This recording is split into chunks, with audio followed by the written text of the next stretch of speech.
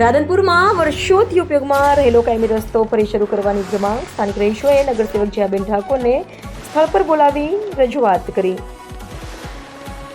Railway વિભાગની રોકટોકથી સ્થાનિકોમાં ભારે રોષનો માહોલ।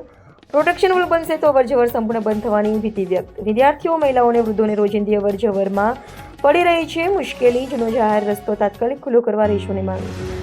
જયાબેન ઠાકોરે મુદ્દો તંત્ર સમક્ષ ઉઠાવી વહેલી તકે ઉકેલ લાવવાની આપી ખાતરી। ઉકેલ નહીં આવે તો સ્થાનિકોએ શાંતિપૂર્ણ વિરોધ આંદોલનની ચીમકીઓ જારી। રિપોર્ટર રમેશ ઠાકોર, રાધનપુર। મારા વોર્ડ નંબર 1 ની અંદર અત્યારે હાલની અંદર પ્રશ્ન ચાલી રહ્યો છે કે જેની અંદર ત્યાંના જે સ્થાનિક રહીશો છે રેલવે દ્વારા ત્યાં આગળ પ્રોટેક્શન દિવાલ બનાવવાનું કામકાજ મંજૂરી લેવાઈ ગઈ છે અને એ લોકોને વર્ષો જૂનો રસ્તો જે હતો એ બંધ કરી દેવામાં આવે છે।